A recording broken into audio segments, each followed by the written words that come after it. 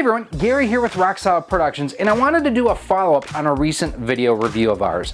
This is the Old Skool Digital Controller, and it's designed to be used with the Nintendo GameCube with things like the Game Boy player and other like 2D type games that you'd play in the GameCube. It's actually really good. It's one of the best products I've ever tested from Old Skool, and it really does a good job of replicating the overall performance and experience of the Hori digital gamepad, which we compared it to in that video. If you haven't seen it, check it out up there. But it got me thinking, you know, this is designed to emulate, at least the original is designed to emulate or give you the feel of a Super Nintendo controller. Well, I have the Super NES online service available through my Switch. What I wanted to know is, how can I use this with this? And then I remembered we have this. If you're not familiar with this, this is the Warrior wireless adapter from Retro Fighters, and this is designed to allow you to go ahead and connect via Bluetooth to different devices such as the Switch, a PC, a RetroPie, things along those lines. And what it does is it gives you the input on one side for a GameCube controller. So I'm gonna go ahead, we're gonna pair this up, match this up, we're gonna test this out. But before we do, what I wanna know from you here in this video, are you a subscriber to the Nintendo Online service? And if so, which is your favorite Super NES game available through the Super NES Online catalog? There's so many great titles. I mean, Super Mario World, Mario All-Stars, Donkey Kong Country. There's no Earthworm Jim. I know why there's no Earthworm Jim. It's because the Amico is coming. But for me, Super Mario World, to this day, still one of my favorite games of all time. So what we're gonna do, we're gonna connect everything up, we're gonna show you how it works, and yeah, if you haven't seen one of these before, they're pretty cool. Let's get started. So before we go too far, just to kind of freshen everybody's memories up, if you're not familiar with the Warrior adapter from Retro Fighters, this is it.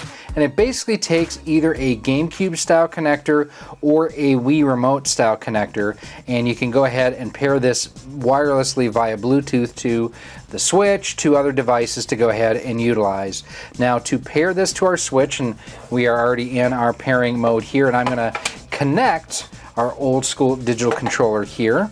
And it just plugs right in, right like this. Now, people may ask, what's the difference between this and like the G-Bros adapter from 8-Bit Do? Well, first of all, unlike 8-Bit Do, Retro Fighters responds to emails. That's one of the reasons why I tend not to use 8-Bit Do product. Their customer service has never been that good, at least by my experience.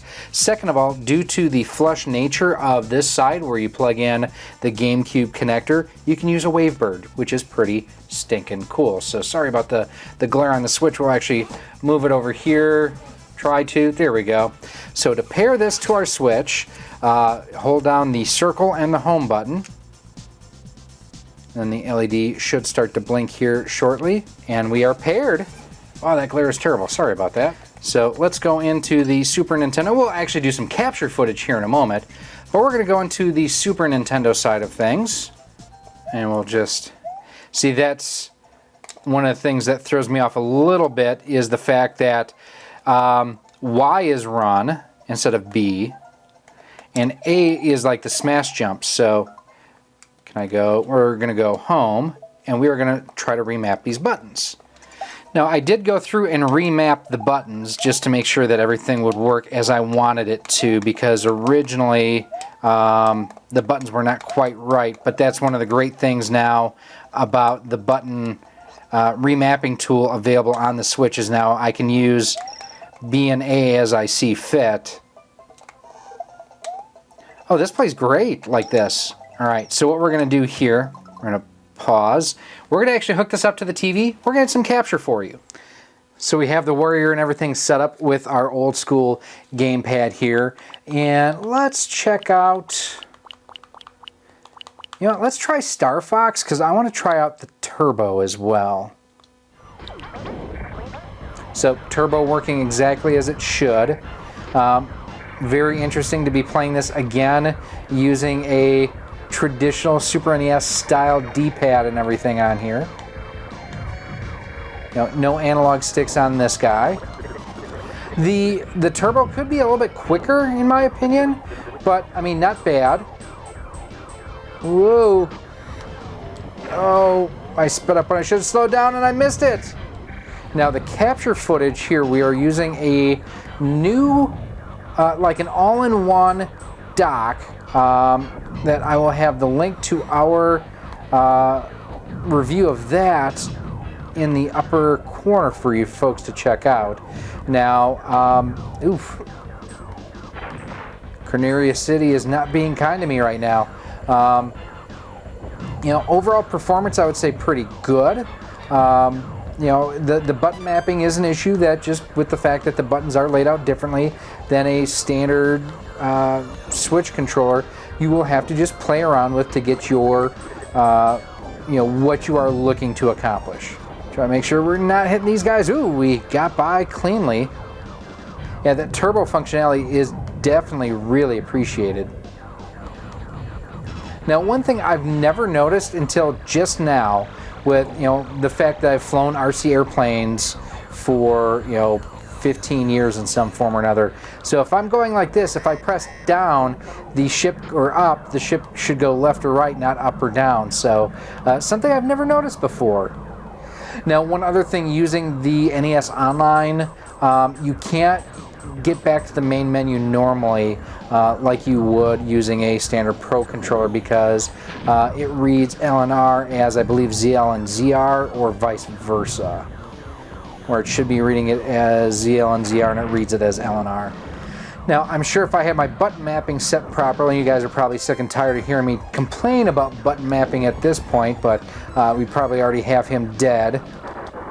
And there it is. Now, again, this is one of those things where I can't get out to the main menu now. I basically have to hit the home button and then go into something else. Now, I do want to try out Sonic Mania, and that is a game that was, you know, based on a game designed around a D-pad and a single button, really, if you think about the original Sonic the Hedgehog. Just diving into Green Hill Zone here real quick. Feels wrong to be playing a Genesis game with a Nintendo controller. It also feels wrong that they changed the music for this. And I know that, you know, supposedly Michael Jackson had written a lot of music originally for Sonic, and I don't know if that's why, you know, if the, there we go. If basically the family did not want to give up, or not give up, but provide permission to continue to use the music, or what the issue was, you son of a gun. Lost most of my rings there. And yes, rings, not coins. Woo! It's a new area I don't think I've been to before. Go ahead and get those rings then too. Don't mind if I do. I'm gonna try the bonus level, see how we do. You know, this is one of those things where having a properly positioned D-pad really does make a lot of difference. Now, I do think the D-pad on the old school version of this controller is a little bit more firm than what my Hori one is, but this is still really good. I mean, and you got to figure that Hori pad goes for $100, $200. When I bought mine, I paid $100 for mine, and when I mentioned that to people, or mentioned it in the video review of this controller, I was asked, where did you find it for $100? They're much more than that, so I didn't realize that they had gone up in price quite that much. That would have been unfortunate if I would have gotten stuck going backwards the whole time. Ah, crud, I was going too fast. You know, and this is one of the things that's just, crappy about this game. No, I was going to say great about this game is, like I say, I don't think I'd ever been down in that area before. They have done so much painstaking work to make this a terrific homage to the original, and it is in so many ways. Yeah, I would say this is working quite well here again on yet another great game. And yes, I know that I missed a bit right there, but we don't want to spend too much time on Sonic, so we're going to actually exit out of here. We're going to try one last game. We're going to actually try Super Mario, or what is it? It is New Super Mario Brothers Deluxe originally for the Wii U, but actually available for the Switch too. New Super Mario Brothers U Deluxe. That's the word, the game that I was looking for. D-pad looks like it's working properly. Let's check and see how the actual gameplay is. Now, the one thing I can't do is no motion control. Again, this is a game where button remapping would probably not be a bad thing. So right now I'm using Y and A to do everything. But I mean, everything is playing exactly as it should be, so that's a good thing. I think this is really one of the more underrated Mario games myself. And I don't know if it's because it was on the Wii U originally or why. Yeah, so this is definitely something because of the fact that it did use the motion controls to perform different tasks. I don't know that this is going to be ideal for a lot of people. Ah, crap. But it is something that it allows you to use additional controllers. Oh, hello. I appreciate that. So overall, I mean, it is another option and another way that you can get more use out of something like the digital control pad from Old Skool, or even if you've got the original Hori too, like I actually do have that. So, you know, the Warrior is a great accessory for the Switch. And quite honestly, you can use it with other Bluetooth devices too. So say quite honestly you wanted to use it with, you know, a tablet or a, what am I thinking, a RetroPie or something along those lines. You would have the option to be able to do that via Bluetooth. This is just a great additional solution and benefit, and if I don't wrap this up now, we never will. So let's wrap this up. So there you have it, how you can use the Old Skool Digital Controller on your Nintendo Switch, and quite honestly, other devices as well. The Warrior is a great little adapter, and like I say, it has both the GameCube style port on it and the port on the bottom where you can use it with controllers and accessories that would work with the Nintendo Wii. I don't use this as much as I should, and that's my own fault. A lot of times it's one of those of, oh yeah, I have one of these. I can use this. I'm also just a really big fan of the Switch Pro controller, so that's why I tend to stick with that. But the Warrior from Retro Fighters, just another great device. The turbo works flawlessly, the home button works. The one thing that you'll have to do is just remap the buttons with this, just because the button layout on here does not precisely match with what the Switch is kind of used to, so you just have to go through and do that. Now, if you haven't checked out our full-blown review of the Old Skool Digital Controller, I'll have that link down below. You can also go ahead and check the link right up there. Same thing with the Retro Fighters Warrior adapter. I'll have that linked down below too. Now, if you are looking to pick up either one of these guys, I'll have links again down below in a pinned comment where you can go ahead and check them out. Now, if you do have any other comments or questions, as always, you can feel free to email me at rocksolidmail@gmail.com. Send me a message on Twitter at RockSolidStudios.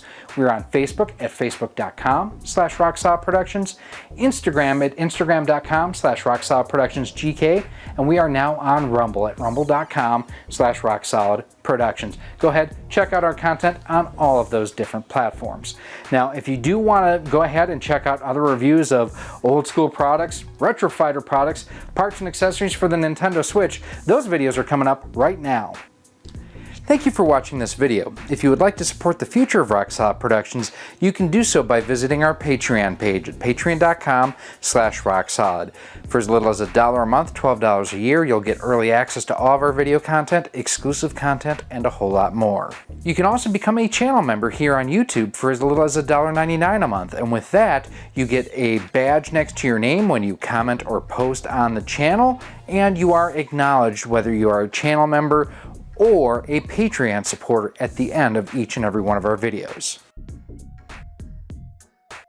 You can also support the channel by visiting our Teespring store on screen now, where we have t-shirts, sweatshirts, hoodies, masks, cell phone cases, and much more.